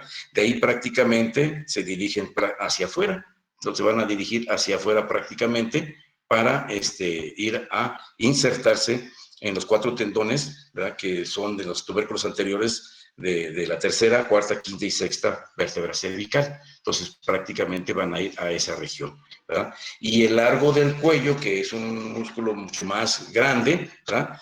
Este que tenemos aquí tiene dos fascículos, uno hacia acá y otro hacia acá. Prácticamente se van a encontrar, ¿verdad?, tres porciones, una que es la oblicua externa, ¿verdad?, otra que es la oblicua interna, ¿verdad?, también otra oblicua interna, y la porción longitudinal, que es la porción central, ¿verdad? Entonces, prácticamente tiene tres porciones. ¿Qué es lo que van a hacer estos tres músculos? Van a flexionar hacia adelante la cabeza. Son músculos prevertebrales. Estos músculos están inervados realmente por lo que viene siendo el plexo cervical. El plexo cervical, por ejemplo, el largo del cuello está dado por prácticamente las ramas de los cuatro primeros cervicales, El caso del recto anterior menor, ¿verdad?, ese va a ser por el primer par cervical, primer nervio cervical, y el mayor pues lo va a hacer básicamente por los 3 o 4 ramos primeros del plexo cervical. Entonces, el plexo cervical es importante que lo conozcamos porque va a dar inervación a los músculos prevertebrales, va a dar inervación a la región infrayoidea. Aquí en esta imagen, ustedes, así empezamos la clase exactamente, viendo lo que era el tallo cerebral, ¿verdad? Aquí vemos cómo están las arterias vertebrales, tanto derecha e izquierda, formando el tronco de la basilar. ¿Y dónde va a ir? Sobre el surco protuberancial. Aquí encontramos los ramos del trigémino, su rama sensitiva y motora, ¿verdad? De aquí hacia acá todo esto es puente. Hacia los lados dijimos que correspondía ¿cómo se llama? Los soportes cerebelosos, ¿verdad?, que vienen siendo los pedúnculos cerebelosos, ¿verdad? Y aquí alcanzamos a ver parte del cerebelo. Esta es parte del cerebelo, esta parte de aquí. Esto es corteza cerebral, los hemisferios cerebrales, es el lóbulo temporal, aquí se ve el lóbulo frontal, aquí alcanzamos a ver los bulbos olfatorios, ¿verdad?, el quiasma óptico, ¿verdad?, prácticamente, alcanzamos a ver el tercer par craneal, ¿verdad?, el cuarto quedaría allá atrás, se acordarán ustedes que lo vimos en la parte del troclear, el patético, en la parte posterior, el quinto, después viene 6, 7 y 8, luego viene 9, 10, 11 y después hasta abajo vendría el 12º par craneal, el hipogloso, de tal manera que entonces aquí quedarían las olivas vulvares. Prácticamente esta es la médula oblongada o bulbo raquídeo y de aquí para abajo estaría la decusación piramidal que marca el inicio de la médula espinal. En un esquema lo veríamos así. Entonces aquí estaría prácticamente, ¿verdad?, el 6, siendo prácticamente el 7 y el 8. Hace como 5 años, recuerdo a una pacientita que trabajaba en Maseca trabajaba. Ella llegó, ¿verdad?, como una parálisis facial, normalita, ¿sí?, sin complicaciones. Llegó porque se le paralizó. Entonces, tuvo una lesión del nervio facial, de aquí. Entonces, pero pensábamos que era periférica porque no presentaba ninguna alteración, ¿verdad?, no presentaba ningún otro dato complementario, más que una simple parálisis periférica. Y ya. Su función a nivel de extremidades normal, marcha normal, ¿verdad?, todo lo que era siempre cuando reviso parálisis facial, yo siempre checo lo que es los movimientos oculares, porque está muy cerquita, y la marcha, porque están los pares craneales muy cerquita. Entonces, de tal manera que en este caso la paciente presentaba alteraciones del músculo facial, ¿verdad? El paciente, ¿verdad?, ¿verdad?, pues se presentó una semana. A la siguiente semana presenta, ¿verdad?, también, aparte de la parálisis facial, empezó a tener un poco de... Entonces dije, chinga, ¿y ahora qué pasó? Y dice, y estoy perdiendo un poco la... Este paciente, ¿verdad?, llamó la... Esto no se presenta, ¿sí? Entonces dije, híjole. Entonces empecé a hacer una exploración neurológica. Encontré, aparte de ello, alteración de los movimientos oculares. Como que la limitación lateral la tenía limitada. No alcanzaba a mover correctamente de un lado de los ojos el movimiento ocular. Deberían de irse los dos a la parte lateral, como ahora sí de un solo lado.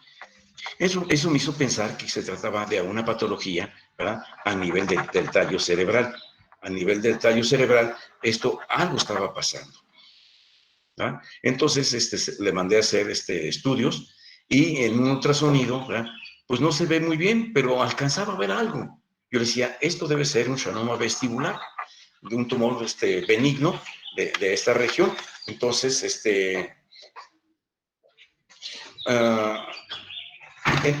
¿verdad?, pues empezamos a hacer estudios, ¿verdad?, pero no me dejaron enviarlo porque pertenecer a un sistema burocrático es terrible. Es terrible porque nunca hay citas, que el aparato se ha descompuesto, que hay demasiada gente, que véngase mañana, en fin, ya saben, la triste burocracia, ¿no? Entonces yo le decía, bueno, ¿y entonces qué vamos a hacer? La paciente tiene que ser analizada por neuro, ¿sí? Ya no por neurocirugía, por un neurólogo. Entonces, la neuróloga que teníamos a la mano, una amiga mía, estaba de vacaciones y se había ido de vacaciones como tal en aquel entonces. Se fue de paseo a Cancún, andaba por allá. Y entonces no habían cubierto su plaza, no había quien valorara a esos pacientes. Entonces dije, pues pásemela a otro hospital, ¿verdad?, o inclusive a tercer nivel. Se rieron de mí, estás loco, ¿cómo crees? Por tus ideas así que medio locas que vas a mandar un paciente y me van a regañar a mí. No, fíjate que no. Pero mira, tiene datos, quién sabe qué, a nivel central, algo está pasando. No, y no, y no. Pasó el tiempo. Entonces yo los envío 2 veces y los 2 veces me lo negaron. ¿Qué sucedió?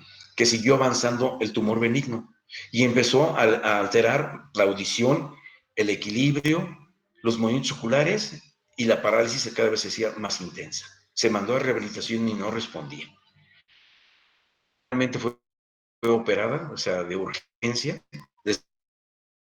Desgraciadamente, así es la burocracia. Fue operada de urgencia. Si no, hubiera recuperado su dinero, pero no tenía dinero. Entonces se operó, se le extrajo lo más que se pudo del schwannoma vestibular, que estaba ubicado exactamente a nivel del puente, en su posición más superior, más alta, estaba ubicado, por eso lesionaba los nervios de ambas partes. Y fue operada, para no hacérselo largo, fue operada en 3 ocasiones. En 3 ocasiones fue operada. Y la cuarta vez, pues ya ni siquiera llegó, porque volvía, decimos ahí en el argot médico, retoñaba el tumor. ¿Sí? Las raíces eran tan profundas que volvía a aparecer nuevamente ese tumor. Y entonces falleció la paciente, quisieron demandar ya para entonces. Yo les demostré que todo lo que hicimos, lo que hice yo, ¿verdad?, la burocracia de ahí de los jefes, pues ellos fueron los que se metieron en problemas, yo no. O sea, yo les demostré todo lo que yo tenía y no hubo bronca. Pero siempre ese tipo de problemas en la consulta se presentan cuando encontramos más de una simple parálisis facial. Entonces, vean ustedes desde dónde proviene. Hoy vamos a ver prácticamente el nervio trigémino, sensitivo, y motor no, trigémino básicamente sensitivo. Pero también vamos a ver parte de lo que viene siendo el nervio facial. Entonces, el nervio facial va a tener, ¿verdad?, una raíz motora y una raíz sensitiva, de tal manera que va a estar ubicado en el surco, ¿verdad?, bulbo protuberancial, en el surco bulbo protuberancial, tanto el 6, 7 y 8. El 9º, ¿verdad?, va a salir en la región retroolivar.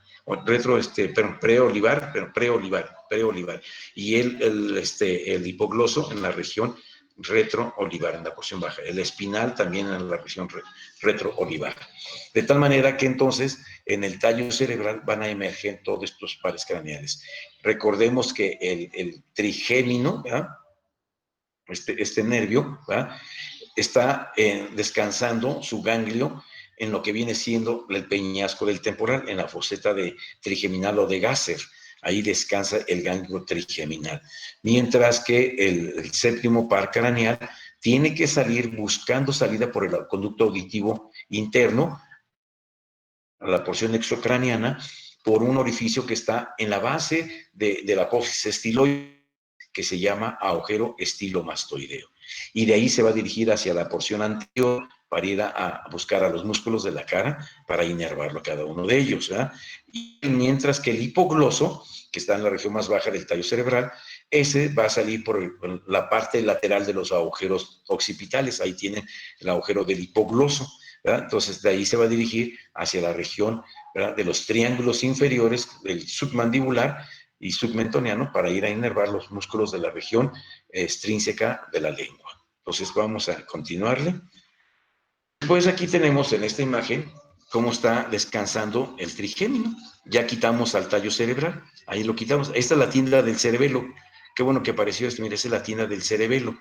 Aquí vemos prácticamente lo que es los senos venosos. Aquí está el seno sigmoides, el seno transverso, que llegan prácticamente del seno petroso, son los senos petrosos que están al lado de la silla turca, lleva la sangre hasta atrás, y el seno sagital superior, aquí está, da la vuelta todo lo largo de la bóveda craneal hasta acá, le da una vueltecita, corre todo lo largo, pero por la parte de arriba.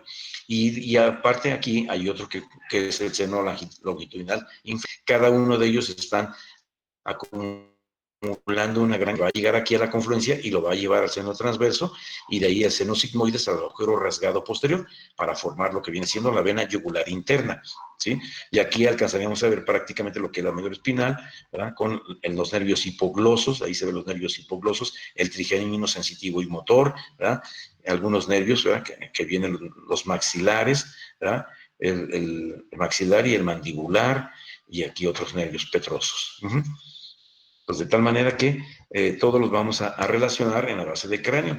En esta imagen se logra apreciar cómo tenemos, ¿verdad?, la salida de los nervios. Es un ganglio aplanado,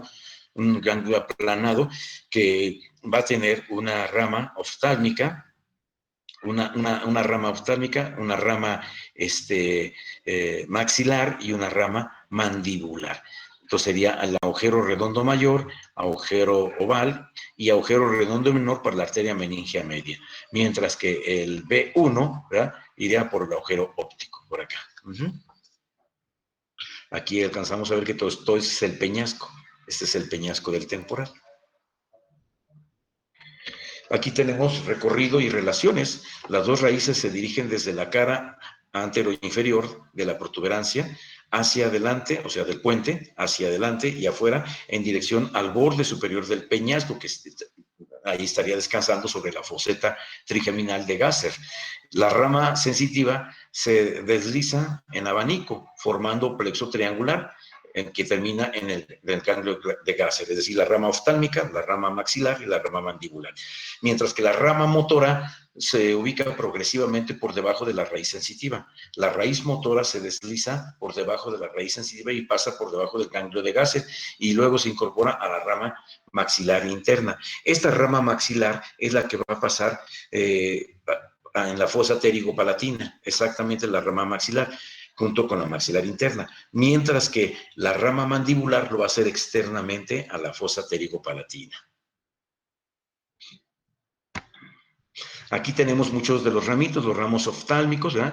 Aquí tenemos prácticamente los ramos maxilares, ¿verdad?, y los ramos mandibulares. Entonces, ahorita vamos a ver con más detenimiento cada una de estas ramitas. Aquí está. Entonces, aquí alcanzamos a ver ramas etmoidal anterior. O sea, prácticamente todo va a ir hacia la cavidad orbitaria, prácticamente, ¿no?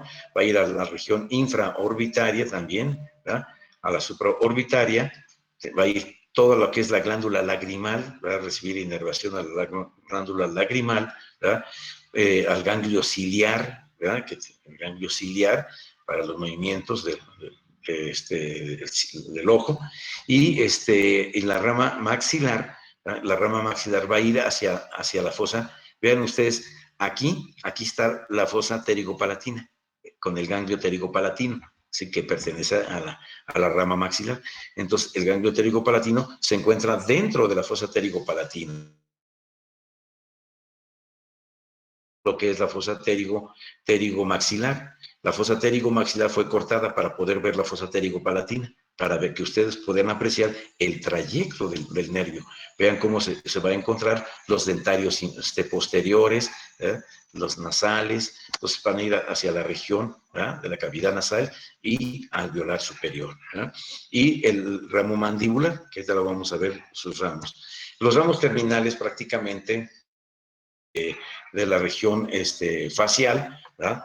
Tenemos aquí que alcanzan a la glándula parótida. Acuérdense que el ramo facial va a venir desde la región del surco bulbo protuberancial y de ahí se va a dirigir hacia el conducto auditivo interno para salir, ¿verdad?, a lo que viene siendo la base de la apófisis estiloide, donde se encuentra el agujero estilomastoideo.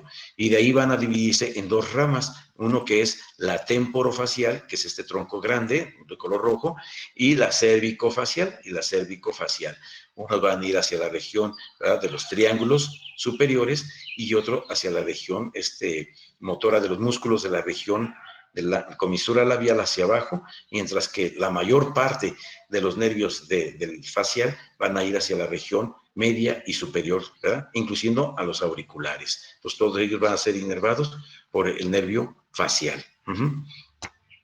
Aquí tenemos la inervación motora, ¿verdad?, ramas temporales, cigomáticas, labiales, mandibulares, cervicales, ¿verdad?, auriculares posteriores, y para los del digástrico, ¿verdad?, y estiloioideo, que dijimos que también tenía parte de terminaciones nerviosas, ¿verdad?, en la región suprayoidea. Entonces, aquí también va a dar algunas inervaciones.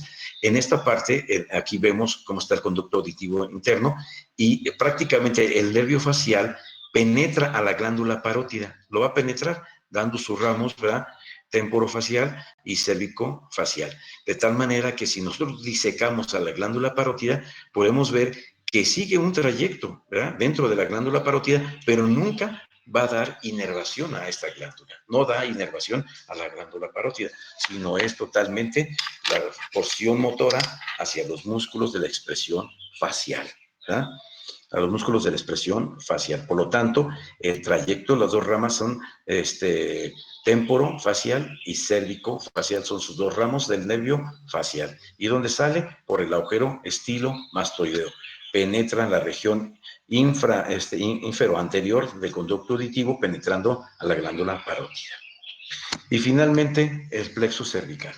El plexo cervical que ya hemos visto, ¿verdad?, que va de C1 a C4, ¿verdad?, y que va a formar tres asas, ¿verdad?, 1, 2 y 3. El asa del atlas, el asa del axis y el asa cervical, ¿verdad? Entonces son tres asitas que tenemos, ¿verdad? La más importante es el asa cervical.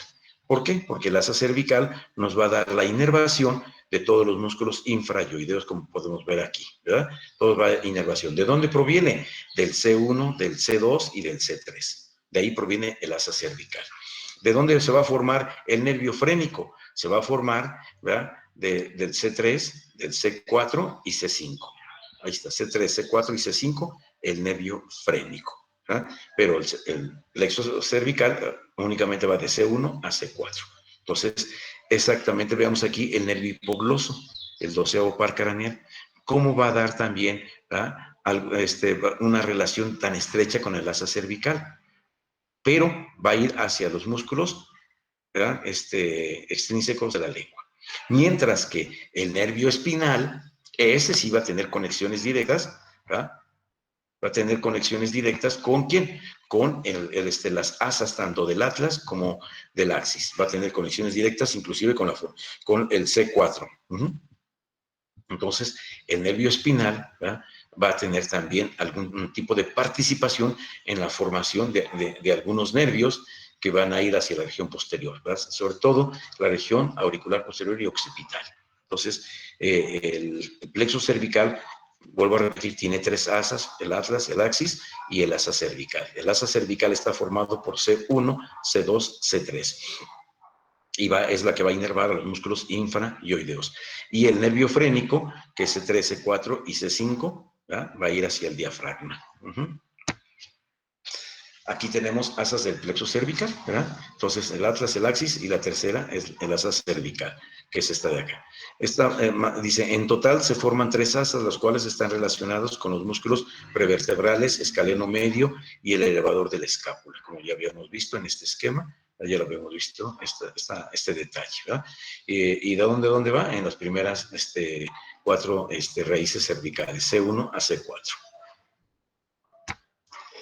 Y aquí vemos una relación importante. Aquí alcanzamos a ver, ¿verdad?, cómo están formadas las asas, 1, 2, y el asa cervical. Aquí está el asa cervical. Vean ustedes, esta imagen me gusta a mí porque nos permite ver cómo viene desde el tallo cerebral, ¿verdad?, el nervio hipoglos, viene bajando, tiene alguna relación importante con la asa del atlas. Vean ustedes su importancia que tiene aquí, pero sin dar una colateral, simplemente relaciona a nivel de la cadena simpática cervical, que sería esta prácticamente de aquí, y entonces esta cadena simpática cervical que va a estar por la porción, desde la porción cervical hasta la porción lumbar, vamos a poner una cadena cervical, va a estar a los lados de la columna vertebral, ¿verdad? Es el sistema nervioso simpático, tanto del nivel de cuello, a nivel de tórax y a nivel de abdomen. Y de ahí pasa por delante de él los músculos extrínsecos de la lengua, inclusive da unas fibras a los músculos intrínsecos. Entonces, esta imagen me gusta porque se ve cómo se ve el asa formando una serie de terminaciones nerviosas, tanto al homoyoideo, al el esternocleidoyoideo y el esternotiroideo, de tal manera que ahí alcanzamos a ver cómo está inervando prácticamente a los infrayoideos el asa cervical. Entonces, esto es lo que recordemos, ¿verdad? Como resumen, cómo está formado el plexo cervical, ¿verdad? Cuáles son los elementos más importantes, el asa cervical y el nervio frénico, ¿verdad? Quién va a ir a inervar estas estructuras, ¿verdad? Sus relaciones a nivel de cuello con el paquete vasculonervioso, ¿verdad? Igualmente, cuáles serían las inserciones de los escalenos, relaciones, ¿verdad? Y finalmente, ¿verdad?, empezaríamos ya el día de mañana metiéndonos de lleno a lo que es la columna vertebral. Entonces, yo creo que hasta aquí le vamos a parar, muchachos, para continuar mañana, porque no alcancé a rescatar las otras que tenía yo, eran como unas 10 todavía, pero me dio flojera y no la quise meter la memoria, y miren, me borró las anteriores. Entonces, muchachos, pues mañana continuaríamos entonces con lo que sería columna vertebral. Ya empezamos de lleno por columna vertebral y pues ojalá que le hayan entendido, ¿verdad?,